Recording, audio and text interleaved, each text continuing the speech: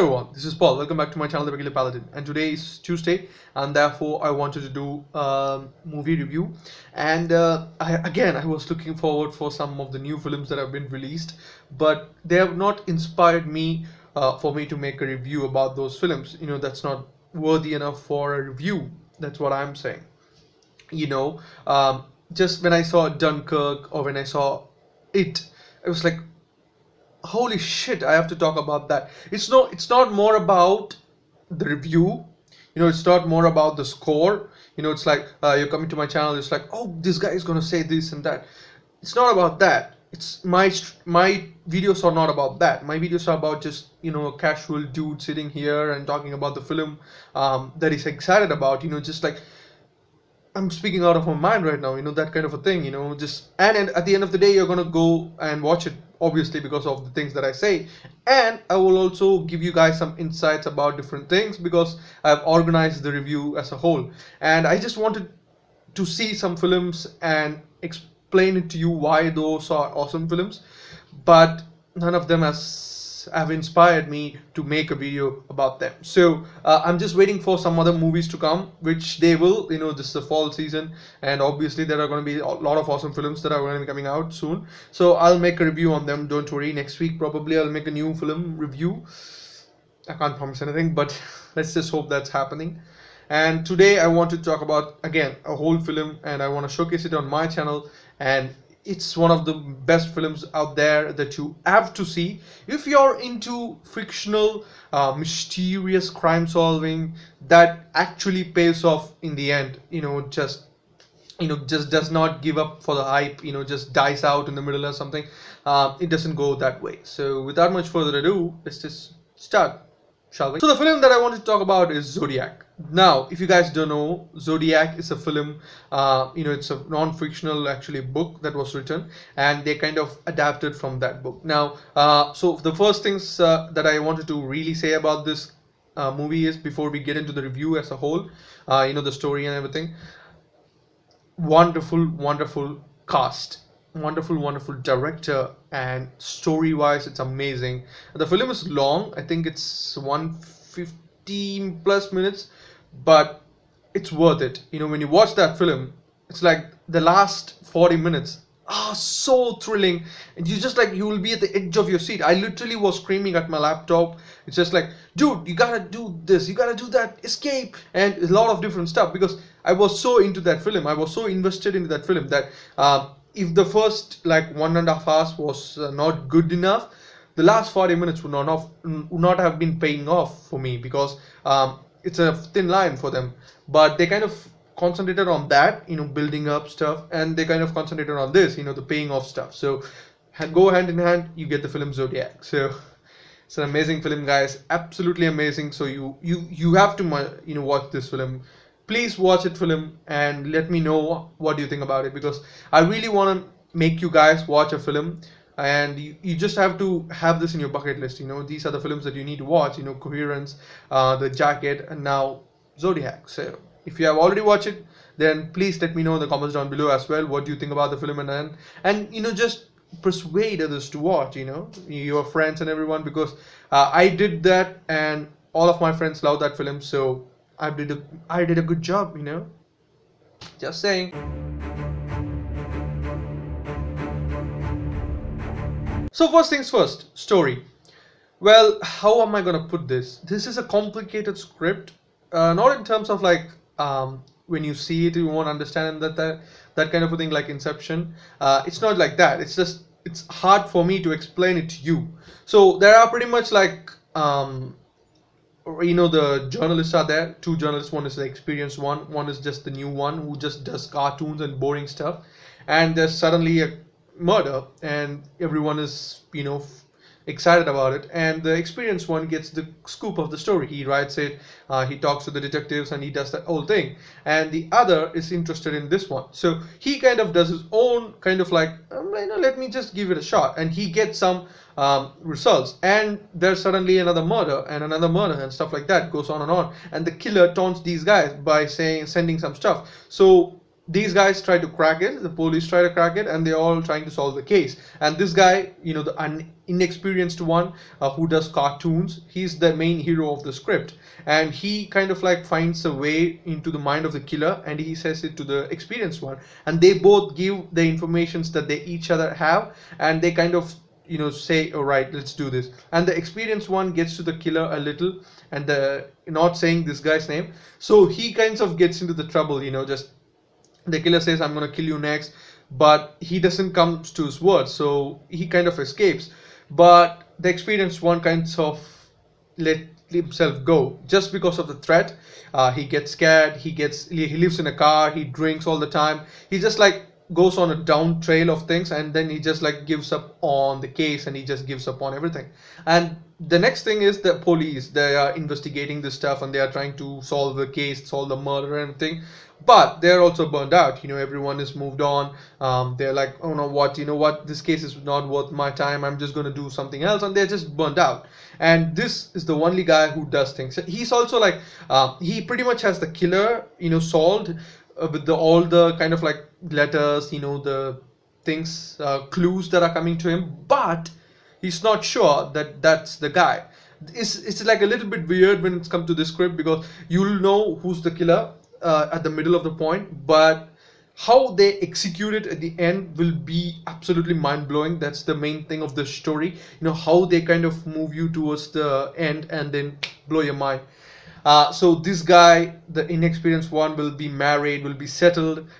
He will also give up, but suddenly he will get a just click in the mind, and then he will be like, okay, let's just dive back into the pool. Let's see how the temperature of the water is, and it will be a little bit different this time around. It will not be cold as he thought it was in the last time around when he did it.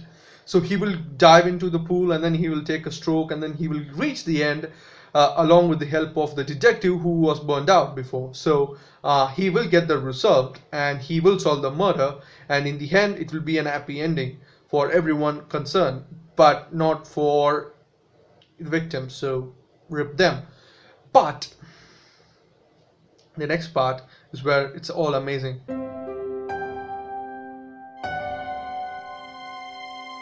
So the next is characters. Now the characters is pretty simple. There's like 3 characters in the film, like Robert Graysmith, who's the inexperienced guy who does cartoons and then just like involves himself into the story. And then there's like David Toshi, who's the detective, one of the main detectives who will be leading the store case and everything. And then there you go. Paul Avery, he'll be the experienced journalist. So these 3 guys are the main one to look forward to. The villain, on the other hand, is not that much of a big deal, because they won't concentrate on the villain. See, every time around, this is the difference between Zodiac and all the other killer films or thriller films or just anything that involves police and investigation. They have concentrated on villains. And this point around, everyone is saturated with the villains. There's like, you know what, I want to see a film where I want to see the detectives, I want to see the journalists, I want to see how they kind of approach the killings. Just remove the mindset of a killer from the film. That's what you get Zodiac for. And to me, honest with you, that kind of an approach is not cliche, that's not like done so much. And I was really scared when I saw the description of the film and when I went to the film. But I gotta say, man, my mind was blown at the caliber of the quality of the writing and everything. So kudos to everyone.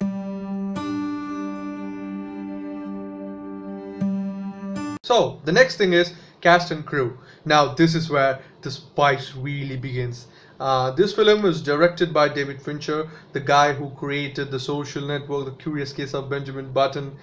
So he's good, and he did a good job in this film as well, because directing something this tricky is not an easy task, but he would have, and not just that, having a starlit cast is also tough. This film was released before the success of Iron Man. Yes, you know what that means. Robert Downey Jr. is in this one, but he was a good actor. It's not the success of Iron Man that matters or Sherlock Holmes that matters, but he would do a good job, and he's Paul in this film. He would be the one who would the experienced guy, and who just have a downfall and stuff like that. And the inexperienced guy would be Jack Gyllenhaal. Now, if you don't know him, he would be in Donnie Darko. Donnie Darko, yeah, that's the film. That's the main film that he was in when he was a teenager. He was also in a various lot of films, but to me that was the major film that turned me to this actor. Like, you know what? Take a look at this guy. So I'll do a film review about that as well. It's obviously should be on your bucket list. If you have not watched it, go watch it. But sticking to this film, there would also be Mark Ruffalo, who would be the detective, obviously, and it's obviously it would be before his success of like Shutter Island, Hulk, and everything. So, Avengers, sorry. It's a well lit cast and a good director backing it up, and it would be a 158-minute movie. So it's a perfect combination, just like setting it up perfectly, knocking it out of the park.